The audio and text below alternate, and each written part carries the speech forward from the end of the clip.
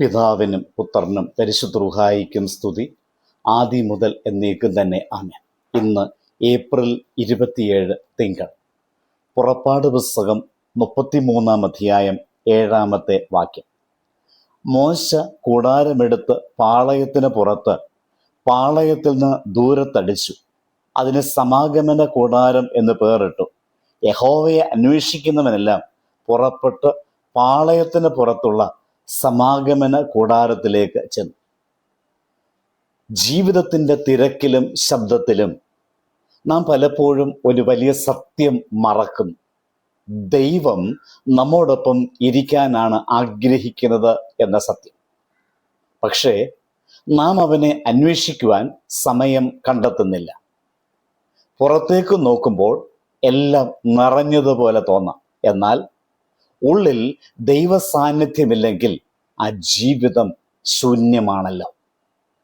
പുറത്താളുകളുണ്ടെങ്കിലും ഉള്ളിൽ ദൈവമില്ല എങ്കിൽ അത് യഥാർത്ഥ ഏകാന്തതയാണ്. ഇന്നത്തെ വചനം പറയുന്നു, മോശ പാളയത്തിന് പുറത്തായി ഒരു കൂടാരം സ്ഥാപിച്ചു. ആരെങ്കിലും ദൈവത്തെ അന്വേഷിച്ചാൽ അവിടെ എത്തണം. ഇവിടെ മനസ്സിലാകുന്ന സന്ദേശം, ദൈവത്തെ അന്വേഷിക്കുന്നവർക്ക് ദൈവ സാന്നിധ്യം അനുഭവിക്കാം എന്നതാണ്. മോശ കൂടാരം പാളയത്തിന് പുറത്ത് സ്ഥാപിച്ചു. ഇതൊരു വെറും സ്ഥലം മാറ്റമല്ല, അതൊരു ആത്മീയ തീരുമാനമാണ്. പാപവും കലഹവും ദുഷ്ടതയും നിറഞ്ഞ് പാളയത്തിൽ നിന്ന് മാറി ദൈവത്തെ തേടാൻ അദ്ദേഹം ജനങ്ങളെ വിളിച്ചു. ഇന്നും ദൈവം നമ്മെ അതേ കാര്യം പഠിപ്പിക്കുന്നു. ജനക്കൂട്ടത്തിൽ നിന്ന് മാറി നിശബ്ദതയിൽ ദൈവത്തെ തേടുക. നിശബ്ദതയിൽ ദൈവം നമ്മോട് സംസാരിക്കും.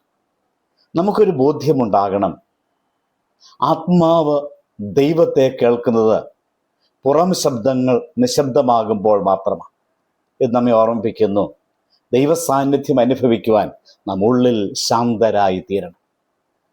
ഈ വചനം നമ്മെ പഠിപ്പിക്കുന്നത്, ദൈവത്തെ അന്വേഷിക്കുന്നത് വ്യക്തിപരമായ ഒരു തീരുമാനമെന്നാണ്. എല്ലാവരും കൂടാരത്തിലേക്ക് പോയില്ല, ദൈവത്തെ അന്വേഷിച്ചവർ മാത്രമാണ് അവിടേക്ക് പോയത്. അതുകൊണ്ട് തന്നെ വിശ്വാസം വ്യക്തിപരമായ ഒരു തെരഞ്ഞെടുപ്പാണ്. ദൈവം എല്ലാവർക്കും സമീപസ്ഥനാണ്, പക്ഷെ എല്ലാവരും ദൈവത്തോട് സമീപിക്കുന്നില്ലല്ലോ.